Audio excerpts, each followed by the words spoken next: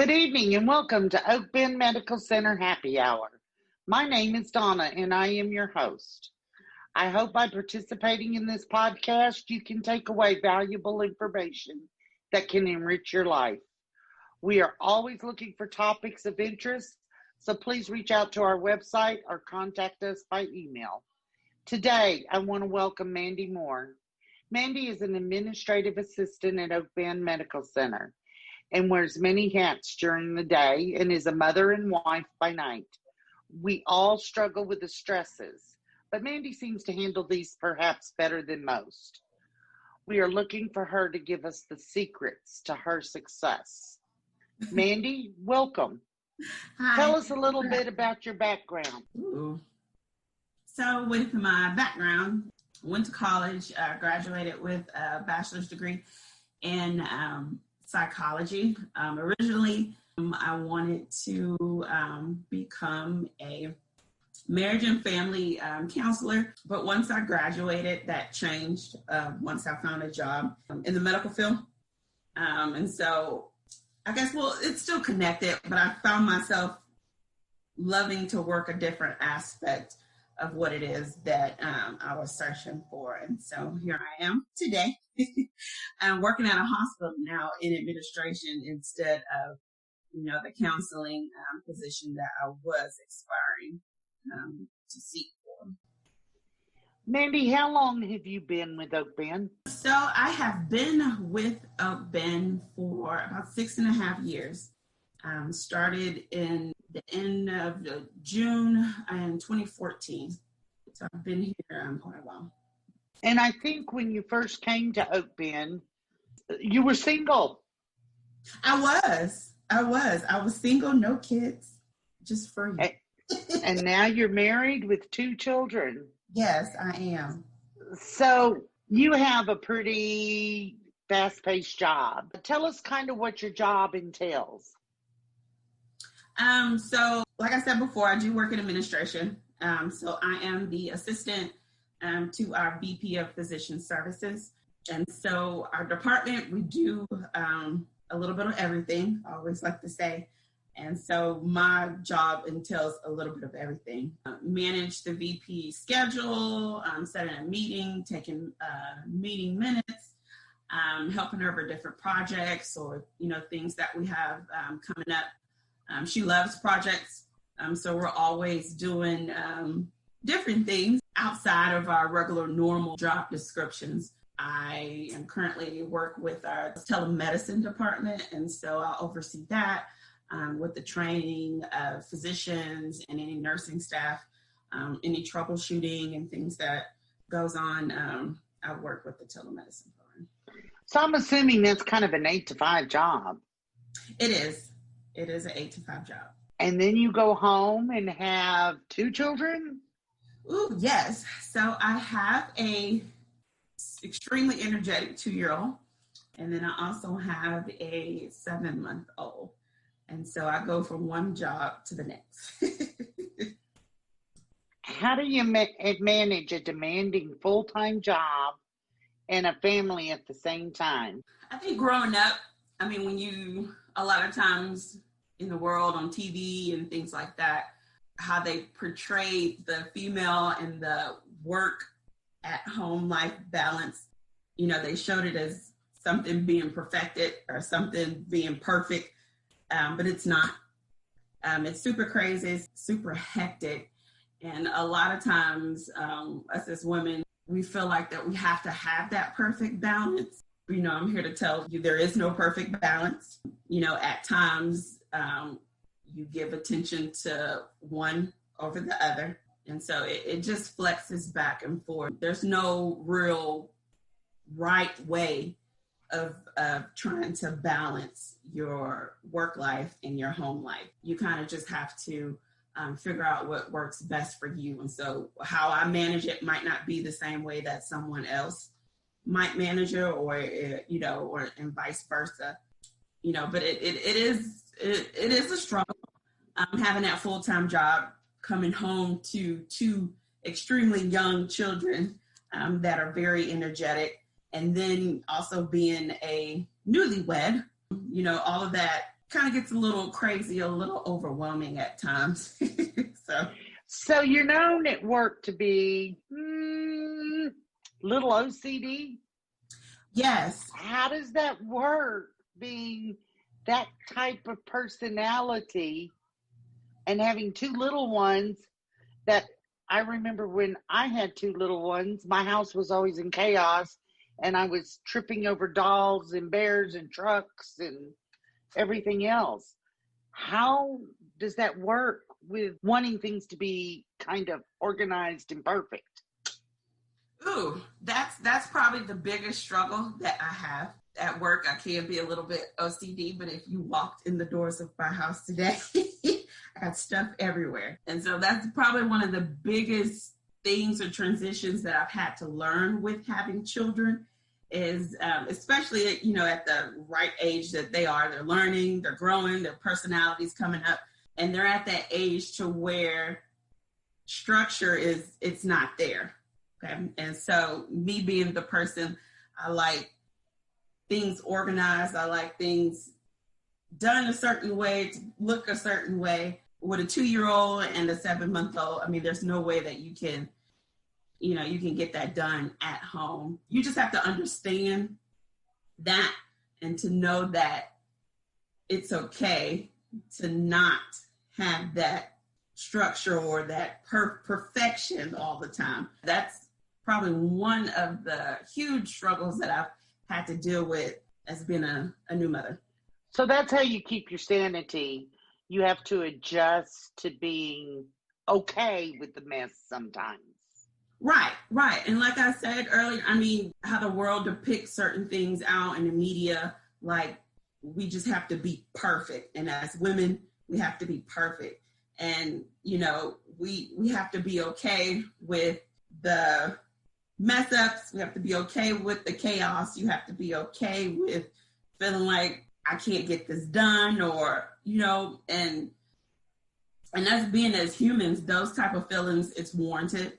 It should be okay to come home and I feel like I'm a mess. Let me go cry in a corner real quick, you know? And I think a lot of times as women, we feel like we have to be so put together and not show our weaknesses sometimes.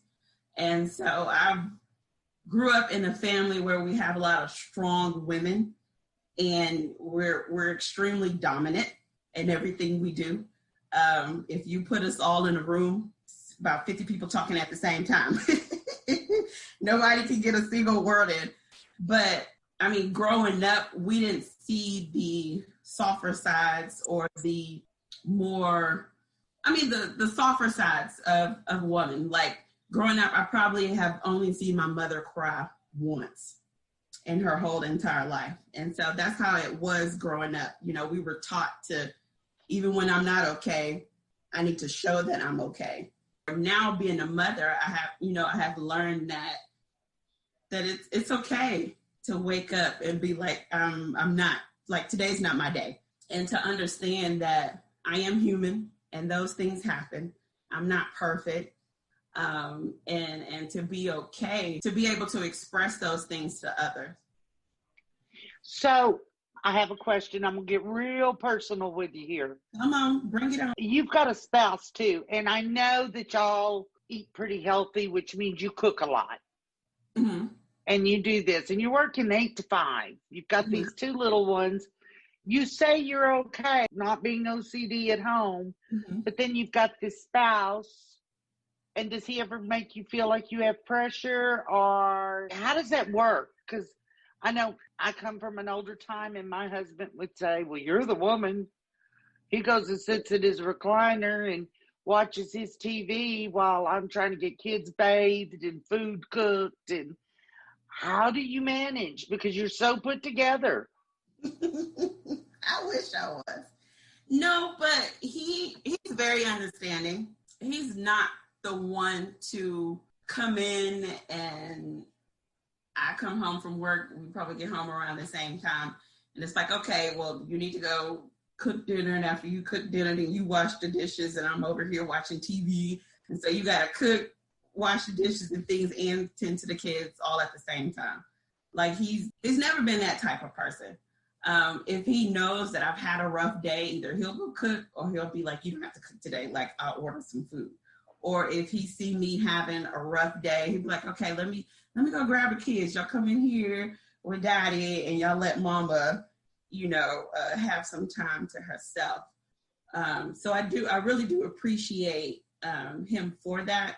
I haven't had to experience that.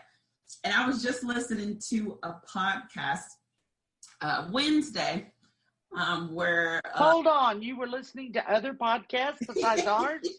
I was. Really? Okay. I was listening to a podcast on my way to the doctor's office, and the lady was talking about marriages and how, things change. You get married, and once you have children, things change. And us being as women, we start to feel like some type of resentment to our husbands because we carried the babies for 9 months.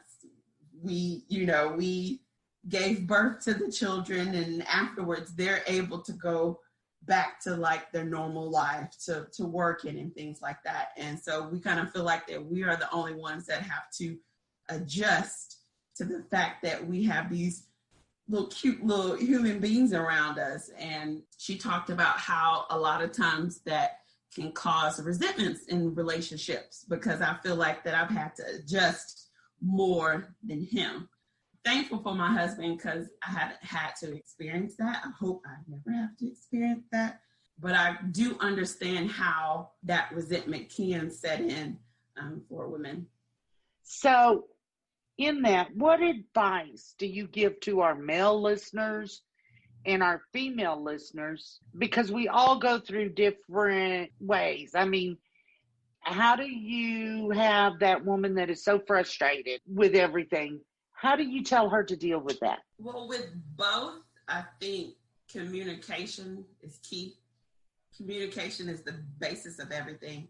And a lot of times we feel that people understand what we're going through and they actually don't. So I feel like if, us as women, if we're going through certain things, feeling this type of way, feeling overwhelmed, a lot of times you can't see that on the outside. And so sometimes our spouse don't even know that that's what we're going through unless we say something. You know what I mean? And so you have to be comfortable enough and to be able to communicate with your spouse very well to be like, hey, I need some time, or hey, like I'm really stressing out, or I'm really going through some things, like, can you help me? Can you pick up? And on the receiving end, you have, and I have friends or, younger cousins who have had children, married and things like that. And I always tell their husband to be mindful and to watch their significant other, their wife, after they have children. Because a lot of times, you go through postpartum and things like that. You don't talk about it, We don't always say that I'm having a bad day, or, hey, I need time to digress, or I need time to get myself together. And so while we as women have to be vocal about what we are feeling, men have to watch and be alert and to know, okay, I worked all day too, but she's worked, and for the last 3 days, she's come home and have been wrestling with these kids. Well, why not today when I come in, I give her a break, So each side has to be able to take the initiative to be able to help or to take care of the other without them having to ask sometimes. So, Mandie, what do you do for me time? We all hear me time is an important part of things. And with COVID and with everything else, me time seems to be much harder. But what do you do for me time? Oh, me time is far and few. I try to get it wherever I can. If I could go hide in the bathroom for about 20, 30 minutes, I will. But usually, reading is one of the things that I love to do. I'm a self-help book junkie. So I read, listening to music, taking a warm bath, sometimes just going to sit in my car. I mean, you just have to find those things that you like to do and to make sure that, you make time for it. I mean, a lot of times us as women, when we have children, we always tend to forget us. We get so involved in being a mother or being a wife and things like that, that we forget to take care of ourselves, our mental state, our physical state, our spiritual state. And so that me time is very important, even if it's just 2 minutes, 2 minutes a day. It's warranted, and it's definitely needed. You just have to find that escape for you. Do you feel that you are giving up being a quote unquote good mother by working? No. I mean, I grew up in a household. I was around a lot of women in my family or family friends and things like that, where we had the example of a mother who worked and took care of her kids. And so growing up in that household where my mother had 4 of us, and she was a teacher, she was a choir director, and then she helped with my grandma run her daycare. And then she juggled all the things that we did, all the extracurricular activities. Me and my brother was in sports. I had a brother who was in dance and theater arts, and we never lacked in the attention that we got from our mother. A lot of times people feel like if you work, your children will be less loved or get the less attention. And we didn't experience that.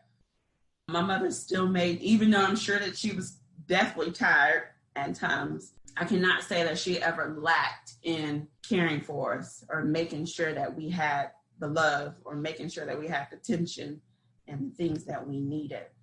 So no, I don't think that, working takes anything away from you being a mother. I agree with you. Mm-hmm. Well, our show is about over for today, but do you have any closing advice for women or men or children or families that you would like us to know, or you can give them to help them maybe start a new journey in their lives? One of the advice that I would give for women is don't forget about yourself. Always make time for you. And it is okay to take some time away from your children, your spouse, or things like that to take care of you. Always look at it as, if I'm not okay mentally, spiritually, physically, how will I be able to give the best part of me out to others? And so in doing that, I have to make sure that I'm okay. I have to make sure that my mind is right. I have to make sure that I am feeling okay physically to be able to be the best mother that I could be, to be the best wife that I could be, to be the best sister, daughter, friend, things like that. And it's okay. You don't have to